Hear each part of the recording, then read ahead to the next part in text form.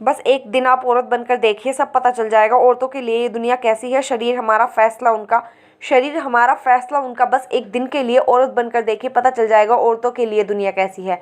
AIN news 1। फक्र करिए कि आप पुरुष हैं और किसी नौकरी का इंटरव्यू देने गए हैं। क्या जॉब से जुड़ी ज़रूरी क्वालिफिकेशंस के साथ आपको ये बताया जाता है कि इस नौकरी के लिए किस तरह के कपड़े आपको पहनने होंगे, कैसे जूते आपको पहनने होंगे, किस तरह अपने बाल सजाने होंगे और चेहरे पर क्या क्या मेकअप आपको लगाना होगा, क्या क्या आप करना होगा, के साथ साथ एक लंबी लिस्ट उन कामों की जो आप कभी नहीं कर सकते। ये आपको अजीब लग रहा होगा ना। शरीर आपका, उस पर अधिकार आपका, तो उससे जुड़ा फैसला कोई और आखिर कैसे ले सकता है। जिस नौकरी के लिए आप अपना स्किल, अपनी काबिलियत दे रहे हैं, लेकिन अपना शरीर, मन, आत्मा और विचार नहीं। हाँ, यदि आप तैराक हैं तो जाहिर है कि लेदर की जैकेट पहनकर पूल में नहीं कूदेंगे, या हवाई जहाज उड़ा रहे हैं तो कुर्ता पजामा नहीं पहन कर जाएंगे। आप काम की ज़रूरत के हिसाब से कपड़े पहनेंगे, किसी की मर्जी, सनक और अधिकार के हिसाब से बिल्कुल नहीं। मगर औरतों के साथ ऐसा नहीं होता। उनके जॉब इंटरव्यू में सिर्फ उनका स्किल और काबिलियत ही नहीं देखी जाती, शरीर का आकार, चेहरे का डिज़ाइन, चमड़ी का रंग, सब कुछ ही देखा जाता है। कई बार ये अलिखित नियमों की तरह होता है और कई बार जॉब की डिमांड की तरह। असल में वो जॉब की डिमांड कम मर्दवादी दुनिया में मर्दों के बनाए गए नियमों और उनकी इच्छाओं की डिमांड पूरी करने के लिए ज़्यादा होती है।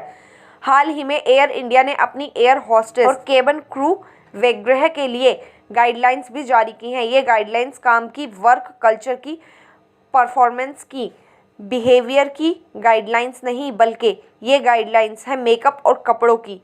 इसमें साफ साफ लिखा है कि वो किस तरह के कपड़े पहनेंगी, क्या क्या मेकअप करेंगी और कैसे अपने बाल बनाएंगी, कैसे जूते पहनेंगी और क्या क्या वो नहीं पहनेंगी।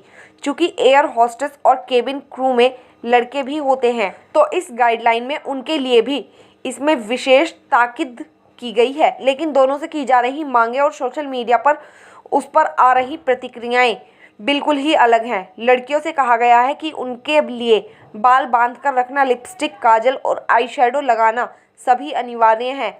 वहीं लड़कों के लिए भी बालों में जेल लगाना अनिवार्य किया गया है।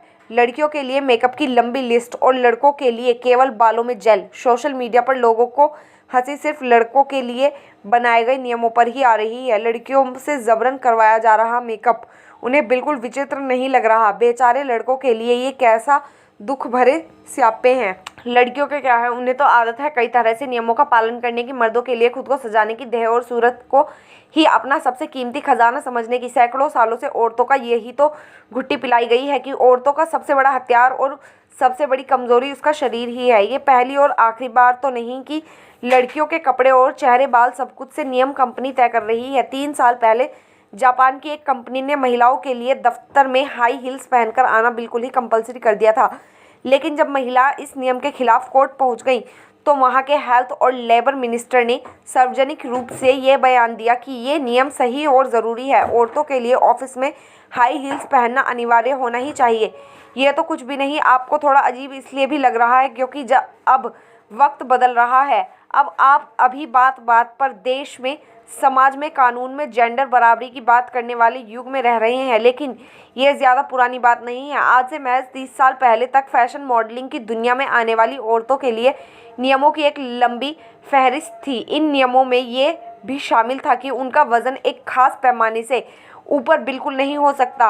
वो शादी नहीं कर सकती, बॉयफ्रेंड नहीं रख सकती, सार्वजनिक रूप से अफेयर नहीं कर सकती, प्रेग्नेंट नहीं हो सकती और उनके लिए कॉन्ट्रासेप्टिव पिल्स का सेवन बेहद अनिवार्य था। ये मजाक नहीं है। ये नियम और शर्तें बाकायदा उनके कॉन्ट्रैक्ट में लिखी होती थी, जिन्हें तोड़ने का मतलब था काम से आपको निकाल दिया जाना। ये नियम सिर्फ फैशन और मॉडलिंग इंडस्ट्री पर ही लागू नहीं था। कितने दफ्तरों में ऑफिस सेक्रेटरी जैसी मामूली जॉब के लिए भी ये अलिखित नियम लागू था। 70 के दशक तक अमेरिका में सेना, माइंस समेत कुछ खास जगहों पर नौकरी देने से पहले औरतों का प्रेगनेंसी टेस्ट भी किया जाता था। यहाँ भी एक अलिखित नियम था। ये देश के कानून में कहीं नहीं लिखा था, लेकिन ये भी कहीं नहीं लिखा था कि ऐसा करना गैर कानूनी है। कानून में ये लाइन लिखवाने के लिए और इसे दंडनीय अपराध ठहराने के लिए औरतों ने एक सदी की लंबी लड़ाई लड़ी है। फिर भी अभी हम उस आपराधिक लैंगिक भेदभाव से ज़्यादा दूर अभी तक नहीं आ पाए हैं। बता दें, लार्लिन का केस तो सिर्फ 21 साल पुराना है। 2001 में अमेरिका के नेवादा में 20 साल की डार्लेन जेफरसन ने अपने एम्प्लॉयर के खिलाफ एक केस कर दिया था। डार्लेन एक बारटेंडर थी जिसने मेकअप करके काम पर आने से बिल्कुल इनकार कर दिया था। जान ले, ये भी एक अलिखित नियम था कि सारी फीमेल एम्प्लॉयज़ का चेहरे पर ढेर सारा मेकअप लगाना ही होता था और ख़ास तरह की उभार वाली पोशाक भी पहननी होती थी, जबकि लड़के सामान्य टी शर्ट और जूते में बिना किसी भी मेकअप के अपने काम पर आ सकते थे। लेकिन डार्लेन को ये भेदभाव गलत लगा। उसने विरोध किया तो उसके मालिक ने उसे काम से ही निकाल दिया। डार्लेन फेडरल इसके लिए कोर्ट पहुंच गई और वर्क पैलेस पर लैंगिक भेदभाव का एक मुकदमा ठोक दिया।